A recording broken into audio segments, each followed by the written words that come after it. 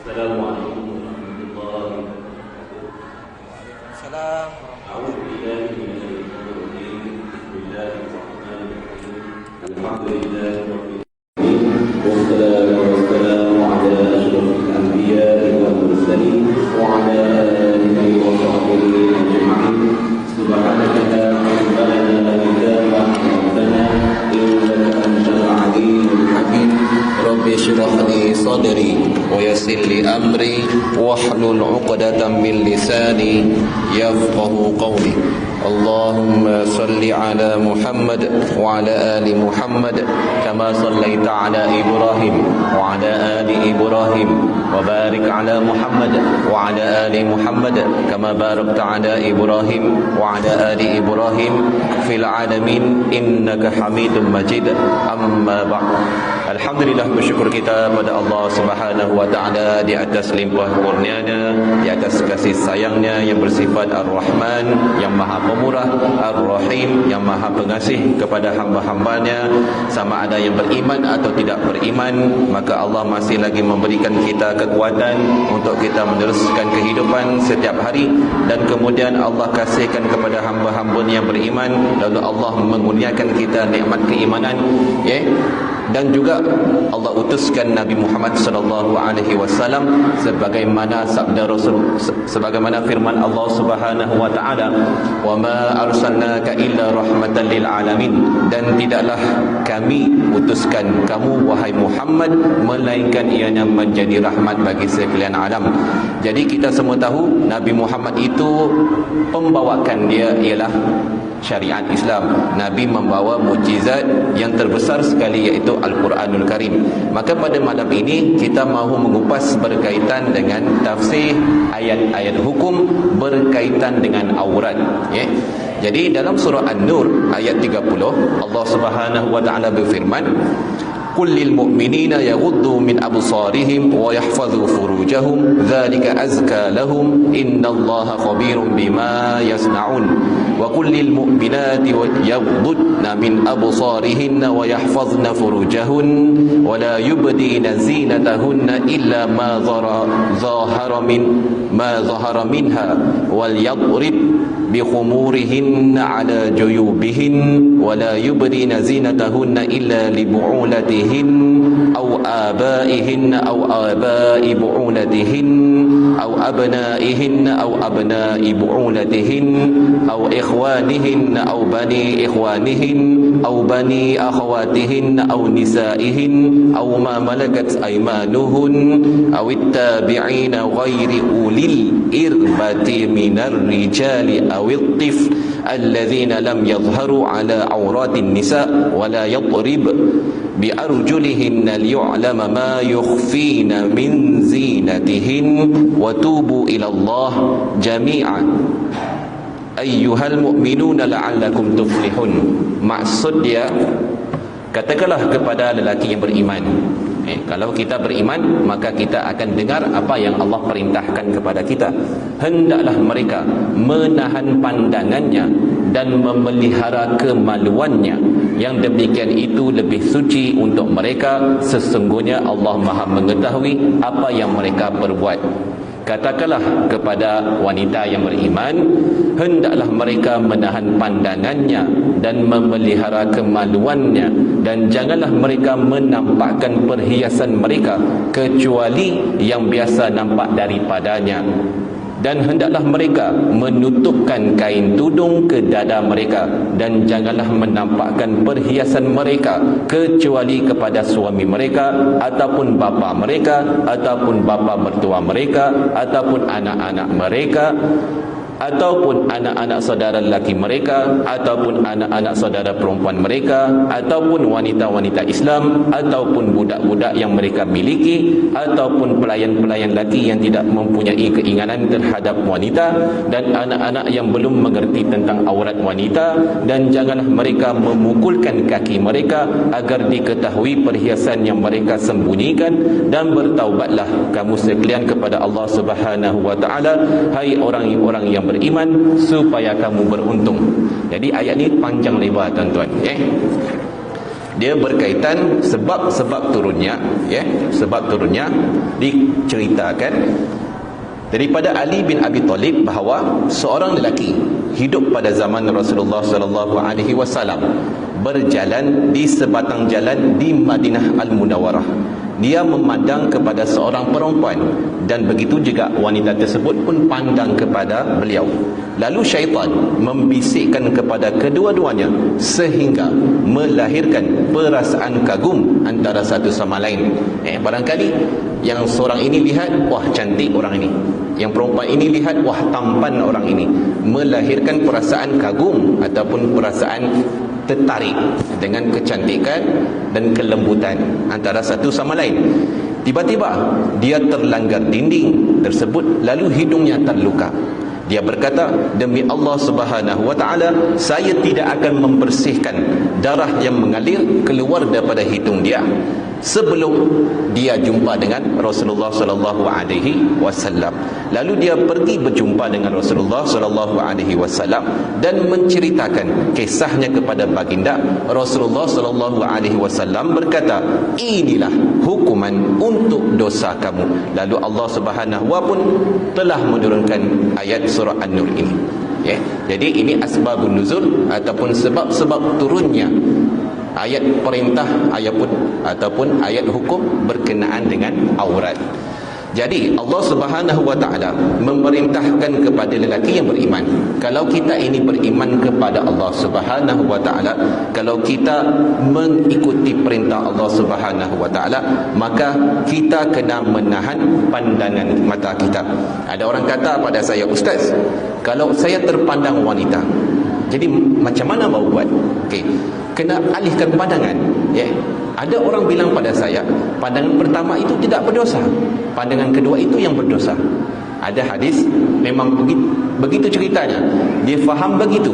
Jadi saya pun bila terpandang wanita, saya tak berkelip mata. Kalau saya berkelip mata, maka pandangan kedua saya itu dikira berdosa. Jadi saya pun tenung lama-lama wanita itu tanpa berkelip. Berdosakah saya, ustaz? Berdosa lah, ya. Sebab apa? Yang dimasukkan dalam hadis itu pandangan yang menimbulkan syahwat. Jadi kalau dia pandang, sepatutnya dialihkan. Kalau timbul syahwatnya, dia kena alihkan. Kalau dia tiada syahwat, kalau dia terpandang, okey, begitu tidak apa. Tapi kalau tiba-tiba, wah, lawanya, kena alihkan pandangan. Itulah yang mendatangkan dosa. Jadi ramai orang yang suka memutarbelitkan hadis-hadis begini. Sebab apa? Dia mahu menurut dia punya kemahuan. Orang lain tak boleh, aku boleh. Yang kedua, menjaga kemaluan. Jadi Allah perintahkan pertama, jaga mata. Yang kedua, jaga kemaluan. Sebab dua-duanya ini berkaitan. Dia juga memerintahkan wanita-wanita beriman hal yang sama. Jadi bukan laki-laki saja. Ini tiba-tiba tuan-tuan wanita kata, ini hak saya.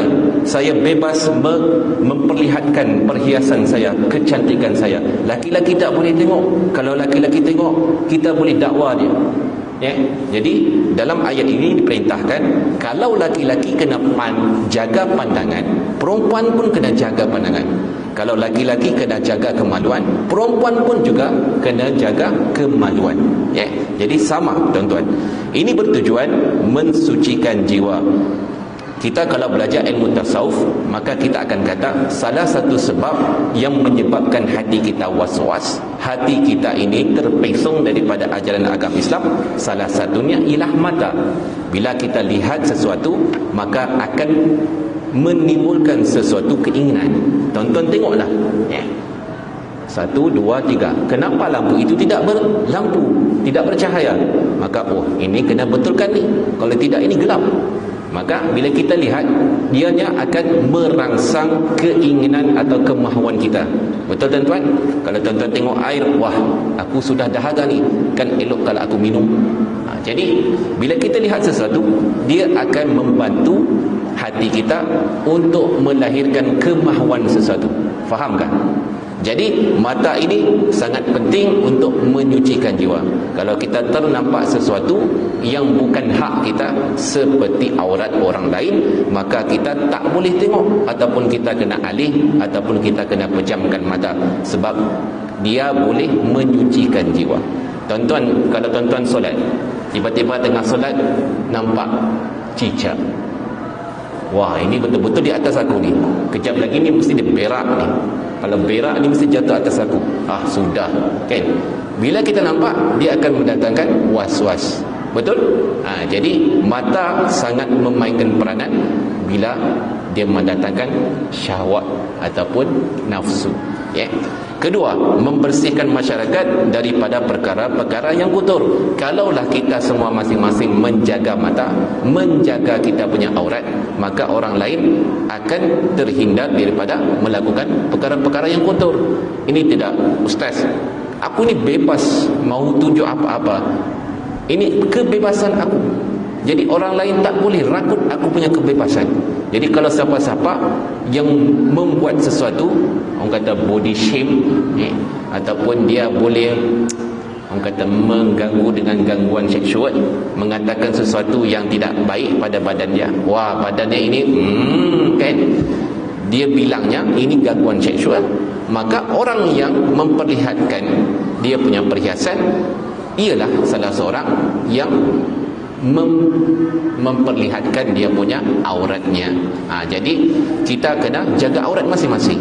Kalau tuan-tuan tak mahu tuan-tuan dilihat sebagai orang yang dipertontonkan, sebagai orang yang membuka aurat, maka kita kena tutup aurat kita. Ini tidak, perempuan jangan pakai baju ketat-ketat, tapi laki-lakinya pakai seluar ketat. Perempuan pakai baju ketat, wah tak boleh tu Ustaz. Tapi kalau laki-laki pakai seluar ketat tak apa. Ingat, laki-laki boleh pakai seluar ketat.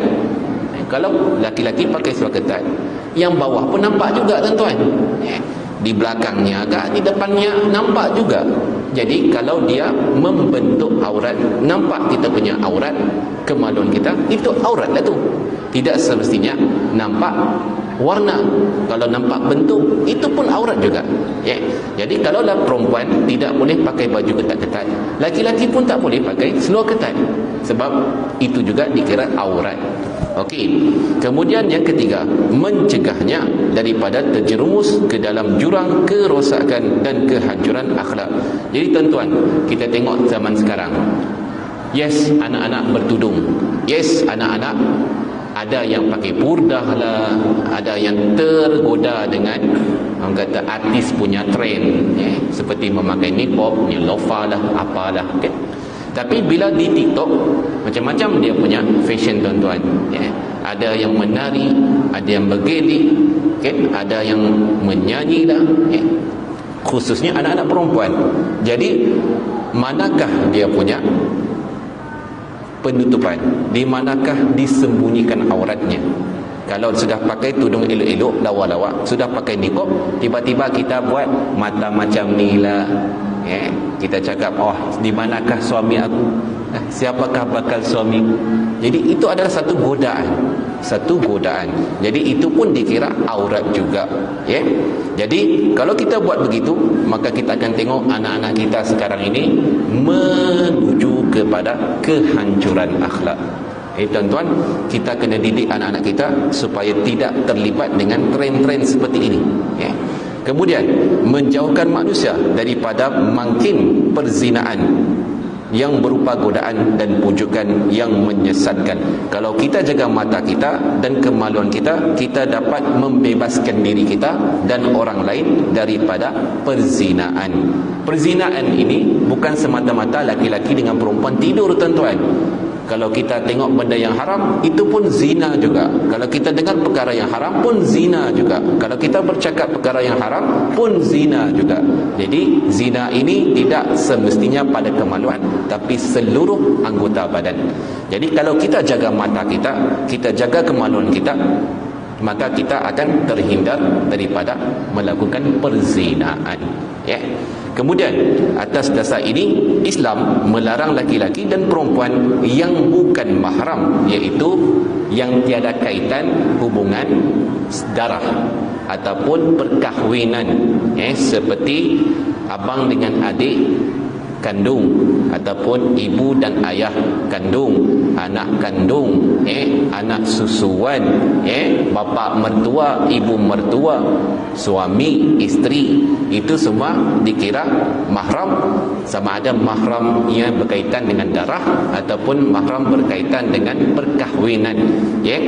Jadi orang-orang selain daripada mahram ini kena jaga pandangan satu sama lain. Kerana apa? Ditakuti akan mendatangkan fitnah dan boleh mendorong keduanya melakukan zina. Okey, bila kita cerita pasal fitnah ini, tidak semestinya kita tengok aurat manusia itu boleh mendatangkan fitnah. Kalau kita tengok perempuan, dia berjalan di hadapan kita, kita pun tengok lama-lama.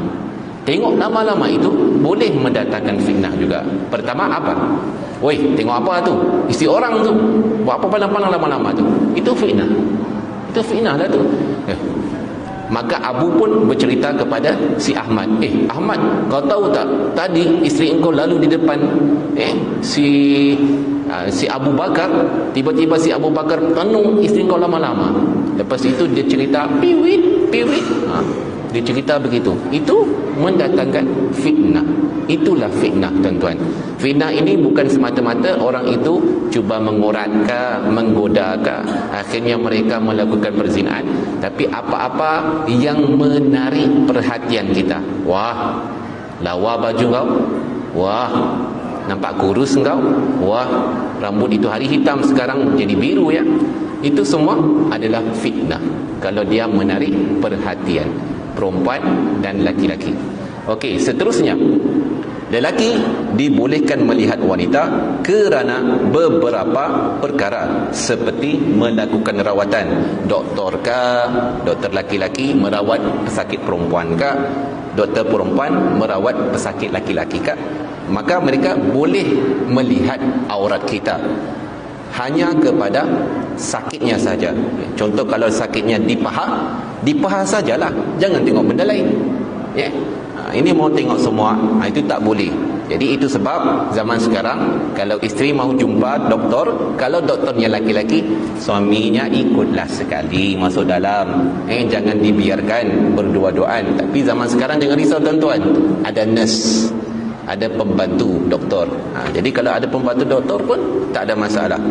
Jadi maksudnya doktor boleh melihat aurat perempuan atau laki-laki dengan tujuan melakukan rawatan, tapi hanya pada rawatan saja, jangan tengok benda lain. Yang kedua, mengajar perkara fardu ain. Maka kalau kita mengajar fardu ain, maka kita boleh melihat wanita di Darul Quran di Kuala Kubu Baru. Perempuan-perempuannya semua berniqab, tapi bila waktu belajar mereka masuk kelas, mereka dikehendaki membuka niqab, purdah. Sebab apa? Waktu belajar dibolehkan membuka muka. Bila buka muka, tuan-tuan, perempuan-perempuan yang belajar di Darul Quran ni bukan biasa-biasa, tuan-tuan. Lawa-lawa, tuan-tuan. Memang lawa. Jadi saya pun dulu pun cita-cita begitu juga, kan? Tapi itu takdir lah. Memang lawa-lawa. Jadi itu sebab mereka berpurdah. Bila buka purdah aja, guru dia laki-laki terpaksalah menundukkan pandangan. Itu sebab ada di kalangan guru-gurunya terkahwin dengan anak muridnya. Sebab lawa, tuan-tuan. Okey, seterusnya berjual beli. Okey, perempuan kalau mau jual beli, dia boleh buka dia punya purdah. Laki-laki boleh tengok muka perempuan. Kalau tak buka muka perempuan, kita pun, siapa ini? Kan? Pakai semua hitam, tuan-tuan. Mata pun tutup hitam juga. Kita pun takut. Bahaya ni, siapa ni? Jangan-jangan laki-laki menyamar jadi perempuan kan? Itu boleh menimbulkan syawasangka ataupun kita punya keraguan. Jadi boleh buka muka. Kemudian menjadi saksi atau hendak meminang, kita boleh tengok perempuan. Tengoklah perempuan. Okey, kemudian walau bagaimanapun hanya sekadar muka dan tapak tangan sahaja dibenarkan. Dua, semua perkara ini kita boleh tengok muka dengan tangan sahaja. Benda lain tak boleh tengok, tuan-tuan. Begitu juga perempuan tak boleh tengok lain daripada pusat hingga ke lutut laki-laki. Okey, seterusnya Allah Subhanahu wa taala melarang wanita beriman mendedahkan perhiasan mereka kecuali yang biasa terzahir sahaja seperti cincin, inai di jari serta celak di mata. Dia kata Allah membenarkan kita boleh perempuan menzahirkan perhiasan seperti cincin, inai di jari dan juga celak di mata. Yang lain-lain tak perlulah tuan-tuan. Pakai apa? Tengok ni, ni ada tattoo di leherku. Ada kesan lipstick di leherku. Tak boleh lah. Sebab yang dibenarkan hanya berkaitan dengan muka, dengan tapak tangan sahaja. Lain-lain tak perlu tuan-tuan. Pakai gelang di kaki ke, pakai rantai di kaki ke, itu semua tidak dibolehkan. Kemudian dikata mereka juga diwajibkan melabuhkan tudung hingga menutupi dada mereka.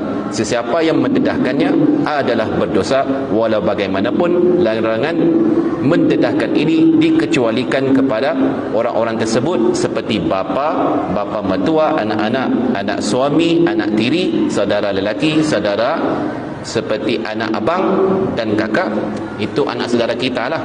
Wanita yang menjadi rakan sejawat hamba, iaitu hamba-hamba perempuan zaman sekarang tidak ada. Lelaki yang tidak berkeinginan terhadap wanita, itu laki-laki yang sudah terlampau tua, yang tiada keinginan pada wanita ataupun sudah mati pucuk, kanak-kanak yang belum mengerti tentang aurat wanita, maka mereka boleh melihat aurat perempuan selain daripada pusat ke lutut. Okey, daripada pusat ke lutut tak boleh tengok, walaupun bapa, walaupun abang saudara. Okey, menurut Islam, aurat adalah sesuatu yang dikehendaki supaya dirahsiakan. Maksud dia, aurat kita ini adalah sesuatu yang rahsia, hanya kita yang tahu, hanya kita yang boleh melihatnya, orang lain tak boleh lihat. Jadi mendedahkan aurat bererti mendedahkan rahsia tubuh yang boleh mengurangkan harga diri dan menghilangkan sifat malu dan rasa segan. Jadi kalau kita tengok orang-orang yang suka memperlihatkan auratnya, mereka memang tak tahu malu tuan-tuan. Mula-mula, cuba kau buka tudung, tengok artis kan. Mula-mula dia pakai tudung, tutup dada. Kemudian tak ikut trend lah artis ini, cuba pakai tudung pendek. Dia pakai tudung pendek pula. Tak cantik lah, cuba pakai tudung lilit pula. Dia pakai tudung lilit pula di lehernya. Kemudian tak cantik lah, cuba pakai scarf pula. Kan? Akhirnya tidak bertudung. Ada artis-artis kita begitu. Kenapa? Semuanya orang minta. Maka bila orang minta, dia pun ikut. Bila orang puji, dia pun ikut. Ini masalah, dia akan mengurangkan harga diri dan menghilangkan sifat malu. Kemudian selanjutnya, sebagai mengakhiri perintah serta larangan itu, Allah menyuruh orang-orang beriman dan wanita beriman agar bertaubat daripada dosa mereka. Ini saya cerita ini secara umum. Okey, sekarang kita cerita kepada secara khusus. Apakah dia aurat laki-laki? Apakah dia aurat perempuan? Baik, okey.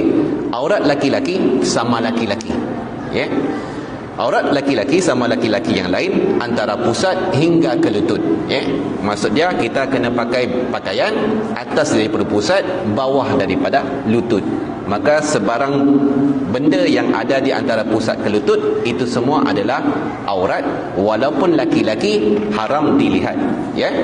Okey, menurut Abu Hanifah, lutut bukan aurat. Itu sebab kalau kita tengok dalam mazhab Abu Hanifah, mereka pakai pakaian atas daripada lutut.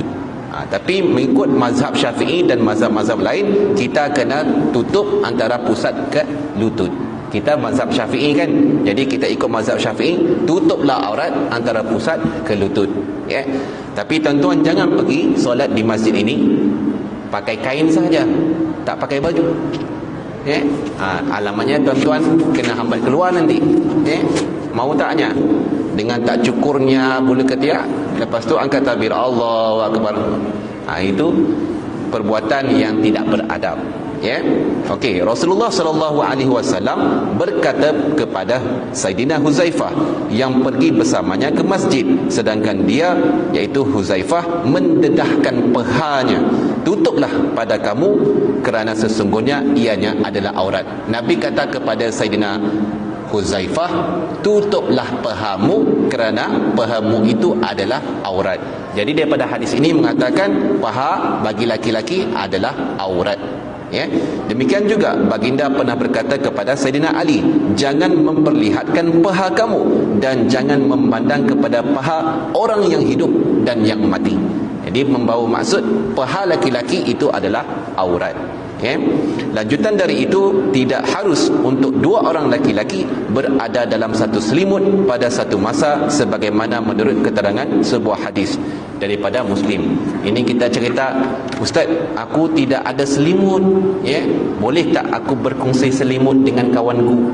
Maka dia pun tidur sama-sama dalam satu selimut. Dalam hadis ini membawa maksud, sebab selalunya bila kita tidur pakai selimut, kita akan buka aurat. Kita pakai seluar pendek lah, pakai kain lah, betul? Jadi bila kita tidur, boleh jadi kita tidak perasan kita terbuka aurat. Contohnya, saya punya kawan di asrama dulu, dia pakai kain tuan-tuan, dia terlupa ikat di bawah kain tu. Selalunya di bawah kain itu kita akan ikat.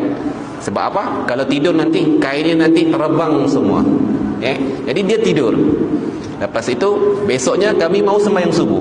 Dia kata, Aizat, kau pergi kejut itu senior kau punya abang kau, dia tidur. Kenapa kau tidak kejutkan dia? Tak maulah aku kejut, aku pergilah. Saya pun pergilah. Rupa-rupanya tuan-tuan, kain dia sudah terbang ke atas, bawah habis clear tuan-tuan. Jadi macam mana mau buat? Kami pun ambil selimut, tutuplah dia pun. Jadi maksud dia, tak boleh kita tidur satu selimut dengan laki-laki lain. Macam-macam tuan-tuan, kita laki-laki kita tahulah kan bila sujud apa jadi. Faham-faham lah tuan-tuan. Jadi tak boleh tidur satu selimut laki-laki dengan laki-laki lain. Okey, jadi itu antara aurat laki-laki dengan laki-laki lain, iaitu laki-laki dengan laki-laki lain antara pusat ke lutut. Okey, sekarang aurat wanita sesama wanita. Okey, aurat wanita sesama mereka seperti laki-laki dengan laki-laki yang lain, iaitu antara pusat ke lutut. Selain dari itu, boleh dilihat kecuali ahli zimmah dan perempuan bukan Islam. Maka wanita dengan wanita lain yang Islam, aurat dia ialah antara pusat ke lutut. Tapi kalau dengan perempuan yang bukan Islam, orang kata orang bukan Islam lah, non Muslim, maka aurat dia seperti laki-laki, perempuan dengan laki-laki Muslim yang lain, seluruh tubuh badannya kecuali muka dengan tapak tangan. Apa sebabnya? Nanti kita cerita. Walaupun demikian, sekiranya ditakuti akan menimbulkan fitnah, maka tidak harus dilakukan larangan diperlihatkan aurat muslimah kepada wanita bukan Islam, tidak lain adalah kerana mereka berlainan agama. Maka kalaulah aurat perempuan dengan perempuan Islam yang lain, iaitu antara pusat ke lutut, tapi dia boleh menimbulkan fitnah. Contohnya Ayu dengan si Sarah berkawan rapat, maka mereka pun pergi ke tandas untuk menukar pakaian untuk waktu PJK, pendidikan jasmani. Mereka pun buka pakaian, nampaklah aurat di atas pusat. Lepas itu si Ayu keluar daripada tandas, dia pun pergi jumpa kawan dia, dia cerita dengan kawan lainnya, kau nak tahu tak, tadi aku buka pakaian di tandas, ada Mai Sarah, ada Sarah, kau tahu dia buka bajunya, ada tu dia ceritalah apa yang ada di badan kawannya. Jadi itu sebab kalau dia menimbulkan fitnah, ada kawan dia tidak boleh dipercayai, boleh menceritakan keburukan aurat kawannya, maka hukum dia tidak boleh membuka aurat seluruh tubuh badan kecuali muka dan tapak tangan kepada kawan-kawannya yang tidak boleh dipercayai walaupun dia Islam. Kita tengok, Ayu ni tak boleh percayai ni, mulut tempayan, Semua ada ceritanya. Jadi kita kena hati-hati, tak boleh buka aurat di hadapan dia. Nanti habis semua ada cerita. Dia cerita dengan laki-laki, dengan perempuan, habis semua dia cerita. Jadi kawan begini walaupun Islam, maka hukum dia kena tutup seluruh badannya kecuali muka dengan tapak tangan. Walaupun hukum asal dia ialah aurat antara perempuan Islam dengan perempuan Islam lain ialah antara pusat ke lutut. Faham tuan-tuan? Okey, seterusnya, aurat wanita dengan laki-laki, sekiranya kedua-dua mereka tidak mempunyai sebarang hubungan, maka seluruh tubuh wanita itu dikira aurat, walaupun dia Islam, tapi dia bukan ada hubungan darah, bukan ada hubungan perkahwinan, maka seluruh tubuh badan perempuan itu adalah aurat kecuali muka dengan tapak tangan. Adalah tidak harus untuk seorang lelaki melihat aurat wanita melainkan muka dan kedua tapaknya ketika berjual beli atau kerana sesuatu hajat. Tidak harus, maksudnya haramlah, tidak boleh melihat aurat perempuan melainkan muka dengan tapak tangan sahaja dengan tujuan untuk berjual beli atau sesuatu hajat. Tapi kalau kita tengok muka perempuan ataupun tapak tangan perempuan menimbulkan nafsu, maka hukumnya tetap haram juga. Walaupun perempuan itu sudah pakai tudung labu, kainnya besar, tidak nampak bentuk badan, tapi sebab mukanya boleh menjadi fitnah sehingga laki-laki kata, wah cantik mukamu ya. Wah, kalau muka sudah cantik, yang lain macam mana? Kalau sudah dibilang begitu, maka sudah menjadi haram bagi laki-laki itu melihat wanita itu. Zaman sekarang ini wanita memang cantik-cantik. Bapaknya kahwin dengan mix lah. Cina kahwin dengan India lah, India kahwin dengan Melayu lah. Jadi anak dia macam-macam rupa, lawa tuan-tuan. Jadi kalau anak dia lawa, boleh menimbulkan syahwat pada orang laki-laki yang melihatnya, maka laki-laki itu haram melihat wanita tersebut. Jadi kita kalau nampak demikian pada perempuan itu, maka haram kita melihat dia. Kalau ternampak ustaz, maka kita kena alihkan pandangan, Okey, seterusnya, sekiranya tidak disengajakan, hendaklah dia segera menundukkan pandangan. Tidak sengaja, ternampak, terlihat ustaz, pandang, dialihkan, Abu Hanifah mengharuskan pandangan pertama sekiranya ia tidak mendatangkan fitnah, akan tetapi tidak boleh diulang pandang. Hal ini didasarkan kepada sebuah hadis yang mengatakan, wahai Ali, jangan kamu turuti satu pandangan dengan pandangan yang lain, kerana pandangan pertama adalah untuk kamu tetapi tidak untuk kali yang seterusnya. Ini hadislah. Ramai orang yang bilang jangan kelip matanya. Kalau kita kelip matanya, maka dia akan jadi pandangan kedua. Jadi dia pandang tanpa kelip. Jadi ustaz dikira satu kan pandangan? Itu salah. Pandangan sekali itu kalau kita nampak, lepas itu kalau kita tengok terdetik hati kita, itu dikira pandangan kedua. Jadi kita kena alihkan pandangan. Diharuskan untuk seorang laki-laki melihat wanita bagi tujuan peminangan. Pergilah tuan-tuan jumpa, tapi saya rasa orang yang mahu berkahwin ini dah tak payah dah pinang-pinang tuan-tuan. Dia sudah berdating sudah tu. Pergi McD lah, pergi sana Bataras lah, berduaan. Sepatutnya kalau kita mahu berkahwin dengan wanita, kita kena datang ke rumah perempuan itu dan kita akan dibenarkan melihat wanita itu muka dengan tapak tangan sahaja. Tengok, wah, betul lah ini perempuan lah ni. Kalau dia berjanggut, bermisai, itu wanita jadian. Okey, jadi itu tujuan dia. Tapi zaman sekarang sudah terbalik. Kahwin dulu baru nikah. Berdating, berpegang tangan, berpelukan, sudah rasa-rasa, okey, ngam lah ni, boleh jadi isteri aku lah ni, baru kahwin. Kalau di negara barat lagi pula, tidur dengan orang lain. Mana yang suka? Tidur dengan orang ni, A ni, best daripada B. Maka kahwinlah dengan A. Itu orang putih. Tapi zaman sekarang di Malaysia ada juga yang begitu. Okey. Kemudian dikata juga diharuskan untuk seorang doktor yang amanah melihat wanita yang ingin dirawatnya. Bolehlah. Contohnya perempuan mahu bersalin kan, mengandung, maka tiada doktor perempuan di Tawau ini. Saya dengar cerita isteri saya mengandung kan, mahu buat scan 3D tu. Di Tawau ini tidak ada tempat lain, cuma seorang saja yang ada kelayakan untuk buat perkara itu, laki-laki. Jadi saya kata, macam mana, tak payah buatlah, kita berserah sajalah pada Allah. Dapat anak perempuan ke, dapat anak laki-laki ke, kita berserahlah pada Allah. Daripada dibiarkan isteri kita di scan sana, ditengok sana, ditengok sini, maka biarlah kita serahkanlah pada Allah. Dapat anak laki-laki, bersyukurlah. Dapat anak perempuan pun bersyukurlah. Tapi dalam Islam kata, kalau tidak ada doktor lain, doktor laki-laki juga yang ada, maka dibolehkan untuk tujuan rawatan. Maka walinya kena ikut sekali lah, ataupun nurse ada, mesti ada nurse. Begitu juga perempuan yang mahu bersalin, bidan, kadang-kadang ada doktor laki-laki, tiada doktor perempuan, maka dibolehkan doktor laki-laki untuk menyambut kelahiran anak. Dibolehkan dia melihat kemaluan, itu saja, jangan lebih-lebih, tujuan rawatan. Okey, kemudian Tok Mudim boleh melihat kemaluan orang yang hendak dikhatankan.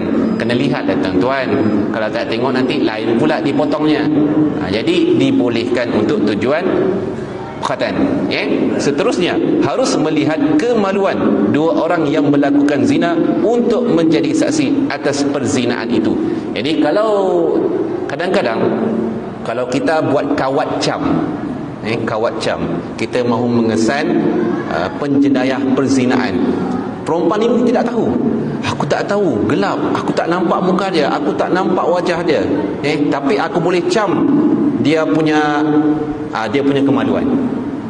Okey, jadi dibolehkan perempuan itu untuk melihat kemaluan laki-laki itu sebagai saksi. Betulkah itu penjenayah yang telah merogolnya? Itu bolehlah. Itu dibolehkan. Begitu juga kepada kemaluan wanita yang hendak melahirkan anak. Hukum yang sama juga dikenakan ke atas wanita yang ingin menyusukan kanak-kanak sebagai saksi penyusuan. Jadi hukum asalnya, perempuan tak boleh menunjukkan perhiasan kepada mana-mana laki-laki.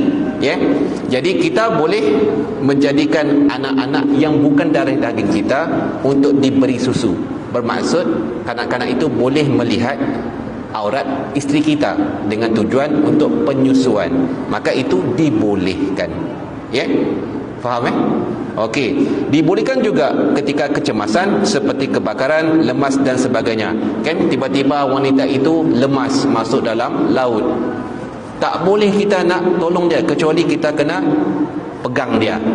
Tapi bila orang sudah lemas, macam-macam jadi tuan-tuan, tercabut kain lah, tercabut pakaian lah, jadi kita terpaksa tolong dia juga, maka kita pun terpaksa pegang dia ataupun lihat auratnya.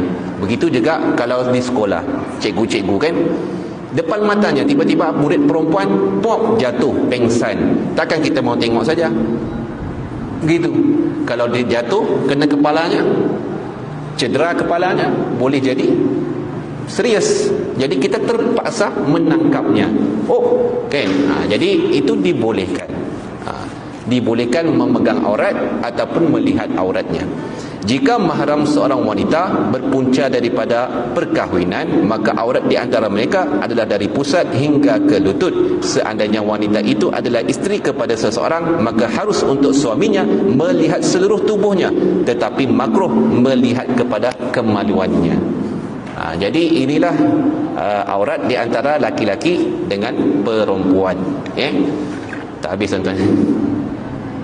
Sudah masuk waktu ya. Jadi tuan-tuan, ada satu lagi yang keempat, aurat laki-laki dengan wanita. Panjang lebar tuan-tuan cerita dia. InsyaAllah kita akan sambung pada kuliah yang akan datang. Saya harap kita punya kuliah pada malam ini sedikit sebanyak memberikan pencerahan kepada kita. Yang saya lihatlah di Tawau ini masih ramai lagi di kalangan kita yang tidak faham tentang aurat. Bila kita cerita pasal aurat, ialah aurat itu tidak boleh dilihat, tidak boleh dipegang. Tapi kalau kita nampak bentuk, nampak warnanya, itu pun dikira aurat juga. Jadi mana-mana perkara yang boleh menampakkan warna, bentuk dan juga mendatangkan fitnah kepada orang ramai, itu semua dikira aurat. baik laki-laki maupun perempuan. Jadi kalau laki-laki itu dia main gym, sudah berketak-ketak badan dia kan, kita sadar kan, bila tunjuk badannya di depan perempuan, wah, perempuan kan histeria dia, maka itu menimbulkan fitnah. Maka sudah pasti badan laki-laki itu menjadi aurat kepada wanita, maka dia kena tutup. Aurat ini sebenarnya bermaksud dia menimbulkan fitnah. Mana-mana yang menimbulkan fitnah pada badan kita, ianya dikira aurat. Baik tuan-tuan, apa yang baik datang daripada Allah Subhanahu wa taala, apa yang kurang datangnya daripada kelemahan saya sendiri. Saya mohon maaf sekiranya terkasar bahasa, tersilap bicara. Al-maklumlah saya seorang manusia biasa. Marilah bersama-sama kita memanjatkan doa kepada Allah Subhanahu wa taala supaya Allah sentiasa mengampunkan kita daripada perkara-perkara yang kita tidak tahu, perkara-perkara yang kita tidak sedar. A'udzu billahi minasyaitonir rajim. Bismillahirrahmanirrahim. Alhamdulillahi rabbil alamin, wassalatu wassalamu ala asyrafil anbiya'i wal mursalin wa ala alihi wa sahbihi ajma'in. Ya muqallibal qulub, tsabbit qulubana ala dinik wa ala ta'atik. Allahumma faqihna fid din wa 'allimna ta'wil wa wahdina ila siratikal mustaqim. La haula wa la quwwata illa billahil 'aliyyil 'azim. Rabbana hab lana min azwajina wa dhurriyyatina qurrata a'yun waj'alna lil muttaqina imama. Rabbana atina fid dunya hasanah wa fil akhirati hasanah wa qina azabannar. Wa sallallahu ala sayyidina Muhammad wa ala alihi wa sahbihi wa baraka wa sallam. Subhana rabbika rabbil izzati amma yasifun wa salamun alal mursalin walhamdulillahi rabbil alamin. Assalamualaikum warahmatullahi wabarakatuh.